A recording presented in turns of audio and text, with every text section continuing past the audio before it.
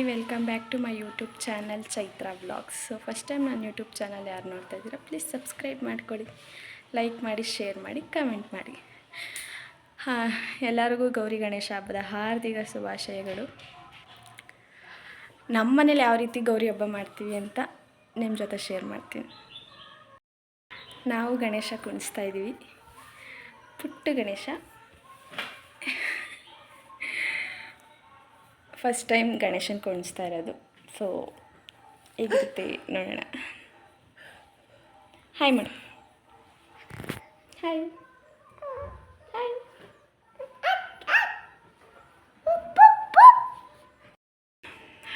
ನಮ್ಮ ಮನೆಯಲ್ಲೂ ಇದು ಮೊದಲನೇ ವರ್ಷ ಗಣೇಶನ ಕುಣಿಸ್ತಾ ಇರೋದು.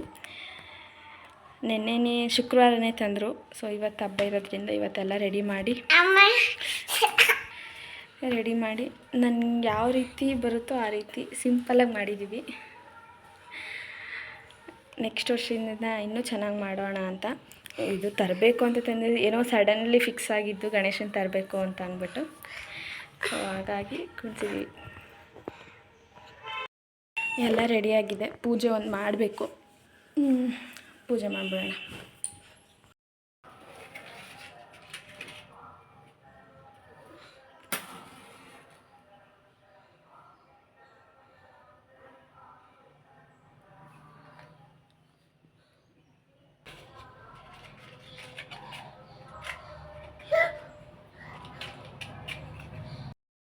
ಇವತ್ತು ಅಷ್ಟಿದ್ದು ಉಪವಾಸ ಬಿಡಬೇಕು.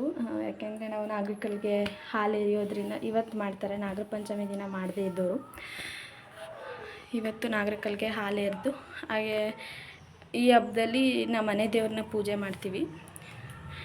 ಕೆಂಗಲ್ ಹನುಮಂತರಾಯ ಸ್ವಾಮಿ ದೇವ್ರಿಗೆ ಎಡೆ ಇಡೋದ್ರಿಂದ ಫಸ್ಟು ಒಳ್ಳೆನ ಪೂಜೆ ಮಾಡ್ಕೋಬೇಕಿತ್ತು.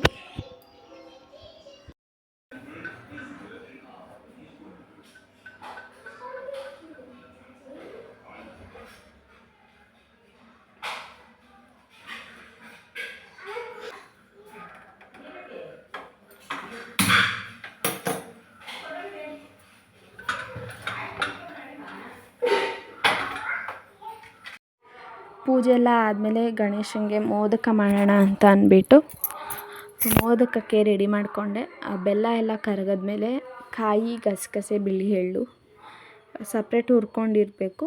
ಅದು ಆಮೇಲೆ ಬೆಲ್ಲ ಕರಗಿದ್ಮೇಲೆ ಅದರೊಳಗಡೆ ಮಿಕ್ಸ್ ಮಾಡಿ ಕಾಯಿದು ಹಸಿ ವಾಸನೆ ಹೋಗೋವರೆಗೂ ಹುರ್ಕೋಬೇಕು. ಅದು ಹೂರಣ ರೆಡಿ ಆಗುತ್ತೆ.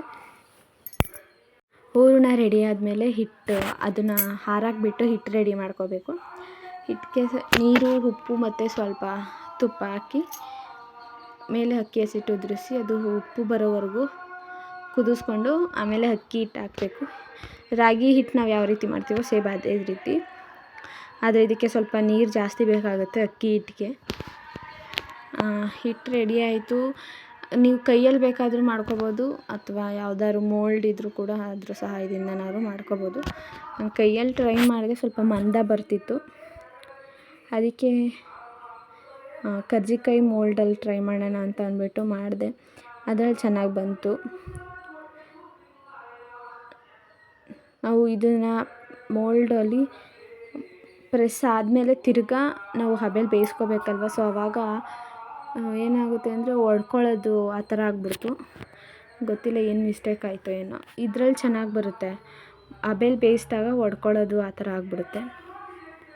ಏನಿದು? ಹಾಂ, ಏನಣ್ಣು ಹಿಂಗೆ ಮಾಡೋದು? ಹಿಂಗೆ ಹಾಂ, ನೋಡಿಲ್ಲ, ಇಲ್ಲಿ ನೋಡು. ಕ್ಲೀನ್ ಮಾಡು, ಕ್ಲೀನ್ ಮಾಡು, ಎತ್ತು, ಎಲ್ಲ ಎತ್ತು.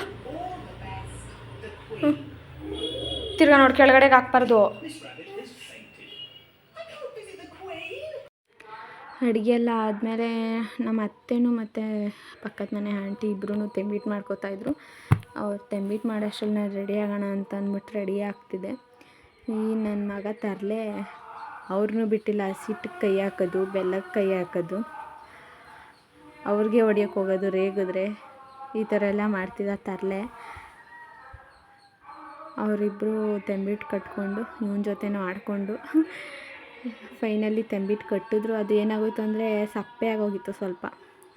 ದೇವಸ್ಥಾನದಿಂದ ಬಂದಮೇಲೆ ತಿರ್ಗಾ ಸರಿ ಮಾಡಿದ್ರು. ದೇವಸ್ಥಾನ ಹೊರಡೋಣ ಅಂತ ಅಂದ್ಬಿಟ್ಟು ರೆಡಿ ಆದ್ವಿ. ಅಷ್ಟರಲ್ಲಿ ಮಳೆ ಜೋರಾಗಿ ಹಿಡ್ಕೊಂತು. ಮಳೆ ನಿಂತ ಮೇಲೆ ಹೋಗೋಣ ಅಂತ ಅಂದ್ಕೊಂಡು ಸರಿ ಮಳೆ ನಿಲ್ತಲ್ಲ ಅಂತ ಹೊರಟ್ವಿ. ತಿರ್ಗಾ ದೇವಸ್ಥಾನದ ಹತ್ರ ಹೋಗೋಷ್ಟರಲ್ಲಿ ಜೋರಾಗೋಯ್ತು.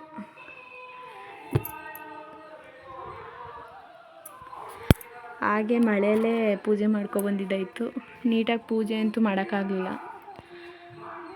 ಮಳೆ ಸಡನ್ನಾಗಿ ಜೋರಾಗೋಯ್ತಲ್ವ. ಅರ್ಜೆಂಟಲ್ಲಿ ಮಾಡೋಕ್ಕೋದ್ವಿ.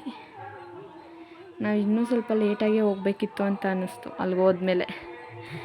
ನಾವು ಯಾಕಂದರೆ ಬೇಗ ಹೋಗಿದ್ದು ಇಲ್ಲಿ ಮನೇಲೂ ದೇವ್ರಿಗೆ ಪೂಜೆ ಮಾಡಬೇಕಿತ್ತಲ್ವ, ಎಡೆ ಇಕ್ಕಿ ದೇವ್ರ ಪೂಜಿಸೋರನ್ನ ಕರೆಸ್ಬೇಕಿತ್ತು.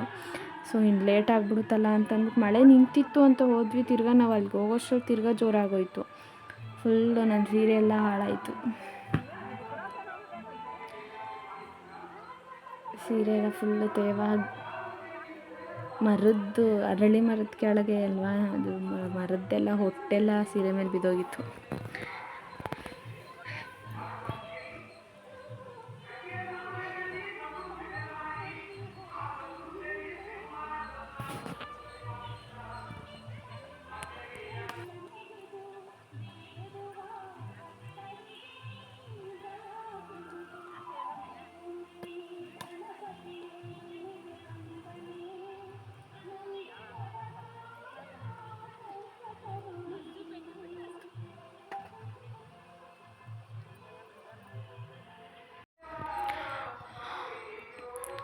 ಪೂಜೆ ಮಾಡೋಣ ಅಂತ ಅಂದ್ಬಿಟ್ಟು ಕರ್ಪೂರ ಹಚ್ತಾಯಿದ್ವಿ. ಕರ್ಪೂರ ಎಲ್ಲ ಫುಲ್ಲು ತೇವ ಆಗಿಬಿಟ್ಟಿತ್ತು. ಆಮೇಲೆ ತಿರ್ಗಾ ಜೋರು ಮಳೆ ಸ್ಟಾರ್ಟ್ ಆಯಿತು. ತಡಿ ಆಮೇಲೆ ಮಾಡೋಣ ಅಂತ ಅಂದ್ಬಿಟ್ಟು ಅಲ್ಲೇ ಸೈಡಲ್ಲಿ ನಿಂತ್ಕೊಂಡ್ವಿ. ಆಮೇಲೆ ಮಳೆ ಕಮ್ಮಿ ಆಯಿತು. ಅಲ್ಲೇ ಪಕ್ಕದಲ್ಲೇ ಒಂದು ಲಕ್ಷ್ಮೀ ದೇವಿ ದೇವಸ್ಥಾನ ಇದೆ, ಅಲ್ಲೂ ಹುತ್ತ ಎಲ್ಲ ಇದೆ. ಅಲ್ಲೂ ಹುತ್ತಕ್ಕೆ ಪೂಜೆ ಮಾಡಿಕೊಂಡು ದೇವ್ರಿಗೆ ಪೂಜೆ ಮಾಡಿಸ್ಕೊಂಡು ಮನೆಗೆ ಬಂದ್ವಿ.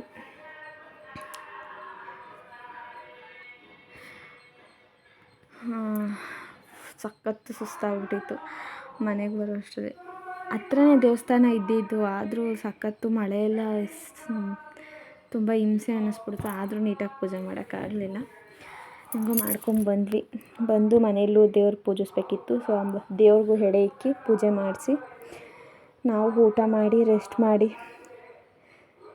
ಎಲ್ಲ ಕ್ಲೀನೆಲ್ಲ ಇತ್ತು. ಕ್ಲೀನಿಂಗ್ ಮಾಡೋದು, ಪಾತ್ರೆ ಎಲ್ಲ ತೊಳೆದು ಎಲ್ಲ ಮಾಡೋಷ್ಟರಲ್ಲಿ ಸಖತ್ತು ಸುಸ್ತಾಗ್ಬಿಟ್ಟಿತ್ತು. ಬೇಗ ಊಟ ಮಾಡಿ ಮಲ್ಕೊಳ್ಳೋಣ ಅಂತ ಅಂದ್ಬಿಟ್ಟು ಆಮೇಲೆ ವೀಡಿಯೋ ಎಂಡೇ ಮಾಡಿರಲಿಲ್ಲ ನಾನು. ತಡಿ ವೀಡಿಯೋ ಎಂಡ್ ಮಾಡಿಬಿಡೋಣ ಅಂತ ಅಂದ್ಬಿಟ್ಟು